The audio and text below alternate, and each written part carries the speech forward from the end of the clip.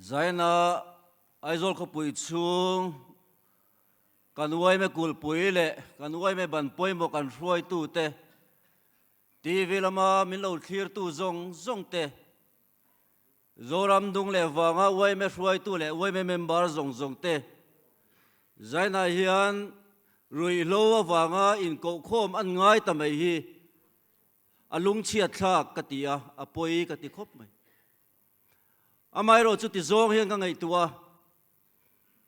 kan ram chejel tur le kan ram tlu se tur tung ding le tura aban poimo ten na chang kan hriat lova kan hoi mai si chuan ange tin min ei zelanga kan ram hi tun din zo rual lovin atluang ti alhom sia chuwang chuan in thlarung tak chung si in zanin hun hi kan mang ani ti kan soima sadu ani Zaina hian kan ril ro lun ma saberta na ka du chu hei hi ni kan ram hi han en ila han thirila tun ma kum som kalta le voin han thirila kum nga kalta le kum tun hi han thirila Ruihhlo in na satakin kan ram hi arun luta min chia tam tuala kan hruai tu ten an soi zo to kholaya ni sela mi thatan nek che pin kan om lek to zo in thlung hau lovin jing wa trian atangin ni chua rualin khot kan khot tuala kholai mun tin maya yan anin chiu ngong chút tiang kho ve la chuan he zoram hi atluk renga om reng hi kan phal don mi tunge he ramtan hian pe nanga tunge he ramtan hian ma lang ti hi Zaina hian kan zawain throi tu ten in zo tang u kan ram din hun na china data nen kan throi tu ten an run soya a chiang ani kan din mun hi athalo tak zet di po a chiang ani mizo te hi pi le pu atanga khotlang veng him trin khotlang ven him du trin nam kan ni a kan pi le pu huna chuan khotlang ven him du na wangin thalai te pa ho rual te zolbu ka an riam sei nei ang den an riak khom thin chumia wang chon khotlang kha lo hima nu nau ten thamuang takin tui takin an mut thei pha ani kan din muna tun ai chon tui takin kan khum lai zo lak pen kan mu lei thei to chuang lo mi thalo te wangi mi tha ten kan tor te po lo tulta ven him alo tulta thalo zo ka te hian tha te min ne lo na tur hian a tha te hian nasa taka ke kan pen avatul tak zet em sa le sa sang ma nu nau te an him thei dan zol bu ka thalai ten tiang khan pa ho rualin thei tok chuan man la thin voin nia kan sa sang chu drugs hi ani Ruihhlo hi ani chu Ruihhlo kan sa sang do tur chuan Zaina hian ngai tua than na thar nen zoram thalai te le kan wai ma thu tu te hian ke kan pen avatul tak em ti hi ka soi du ani Ruihhlo hi soi tong khan sorkhara ringot in ha don chuan arem don lo chuti mek lai chuan sorkhar poin thei tok chuin tran ala ve bok kan throi tu masa te hun lai in Ruihhlo do kor committee sorkharin adina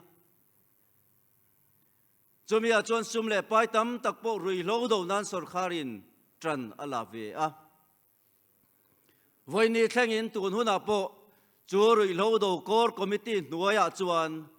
kan chief minister te kan home minister te kan excise minister ten thei tok chuin ma an la ani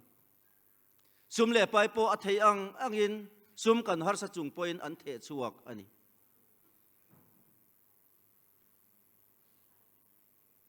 ko khran lama po chu tiangin ko khran hruai tu te pon thei angin Ruihhlo camping ten ti nasatakin ma an la ani oi me point kan khotlang a him thei na kan khotlang ak voin dia tun huna kan sa sang drugs Ruihhlo chỉ sang là các con khốt lang lâu hiểm thế nan hiền tung nghe amamu ta ka tung nghe au ta kan ti chuan zaina kan uai me shuai tu te kan uai me member te ami tha te min au me ani ho ke hi kan pen atul ani chumi atan chuan Infuihtharna hi atul tak zet ani kan kumpuan chu kan ria ram le nam hum hal ani chumi nuaya peng sang om zinga pakhat ani Ruihhlo hi Ruihhlo do na konga hian ni tuan din huna pe chuan apelin kan pel mai hi chu ahun to lo bani zaina hian hei ka soidu kan ram Ruihhlo ina ti chiat me laka chan chuak tur hian oi me mingin zaina hian kan kumpuan ram le namu noya peng pakat Ruihhlo do hi ka puang non le ani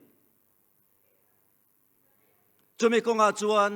oi me member ten thei to kan chuanga ko khan thalai te pok khongai takin zaina hian kan trong an lo hriat phak chuan tho hok puya ka som du pol sang zirlai pol te thlengin Mizoram chunga pol te MHP MOP te zirlai pol te le ko khan nu le pa zong te tho hok puya zaina in kan som tak zet ani chutiang anga Ruihhlo ne na indo war kan puanga sarkar le NGO te thei tok chuatran kan lak chuan he kan indo na fi la hian ne tu chan hi kan chang nge yang ti hi arin thei ani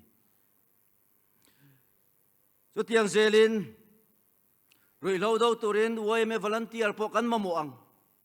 a central way me huang chunga chau po ani lowang mani branch area thewa po a volunteer tur hi kanin mamo don chunga chuan khonge kan ram le nam chan dan chuan ka hun ka tha kan nei seng in thei tok chuin tran kan la tiang ti tur hian way me member ten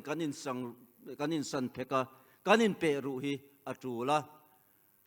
ram chan nan chuan nang le ke hian tha kan tho atul ani chu tiang ma kan lak chona konga chuan tor ngai alo oma har sa napal ngai alo oma ni chuan ke le ka tho pui ob paruk te hian ma kan to nanga wai me bran sang malak na ma hian kan ding zelang ti ka soidu bok ani tor atul chuan kan tuar ma sabera kan trangang manilo ka po kan branch pakat chuan het mi Ruihhlo an buai poin na konga harsat nan to ka central way me atlan chelo way me branch te na harsat dei kan harsat na ni ti in amuna po kanin kalchil a theyang angin ma kan la ani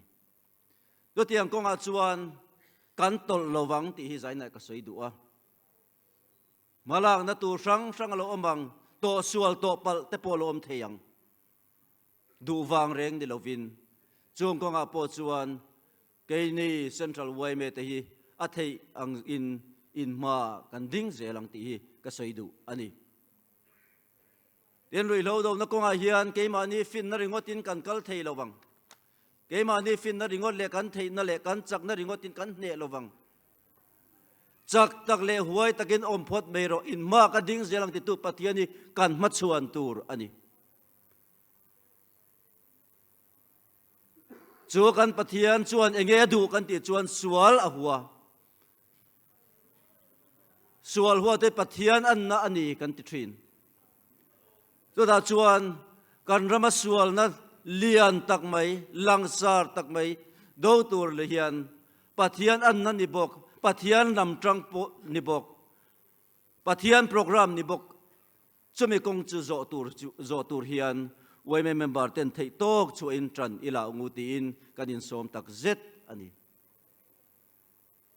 zaina yang kan chuak le ang hemi huna tang po in kan ho konga po kan mule na sa viawang kan khopui ko thler te anila kan mi zom hei chia te zan ria tei hoi mi namdangina an chin phar mai theite kan thalai tam tak leido noya te in ruaka te rem changa riak mai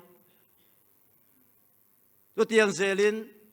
rem changa pianga ruihhlo an ti na turata na rok mi in po rok relo mi puan phomo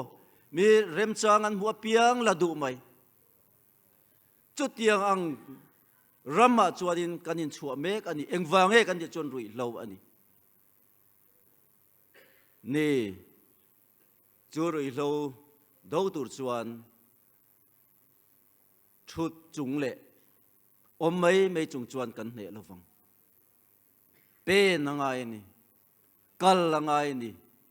malak ngai ni chu tiang ko nga chuan kan hun kan tha hi fel lo zok te ti fel tur le sual do tur hian kan hun kan tha hi kan pek atul tak zet ani ti kha zaina hian kan soidu ani thanem ngai anakhop mai thil sang kan rama hian nek tu kan nei do tu po kan nei tren khat lain zum le pai lok na u min kan rama ruihhlo na satakin an run tol lut zel boxi chunga tol tu mek ta chu kan melma an ningal tlem te kan thalai ten an lo thi pui zel boxia zaina hian ai zol khopui chung chok anilo abul tran nan kan thruai tu ten ruam han nan siama kan sum le pai nei ang tangin abul tran nan branch tina ai zol khopui chung branch zonga cheng sanga den tam tham anilo abul tran na chau ani da that mei tur anilo ruihhlo do na ta na malak na tur ani rin na thai chi ang chau ani bul kan tran chuan pathian program ani angin alo lu bel zelang ti po iring ang u ai zol khopui chung chau po ni lo saphet ko tara po kan nei ang saphet ko tar zonga cheng noi thi theu central way main kan pe chuak boka direct kan op group a po cheng sing thum theu chung ta chu atam tham tok lawang ti kan ring ruihhlo do na tak tran thian branch pakhata po cheng sanga kha atam tham lo abei tham lutuk zan khat thingpui na man chau ani ma se soyang khan rin na thlai chi tak ani pathian program ma hian pathian hi akang ngai lawang ti ka ring ani chuwang chuan rong bol na tak real rupuin kan ram chan nan hian ho u way me ten atharin ke ipenang u way me vulzel rose kalome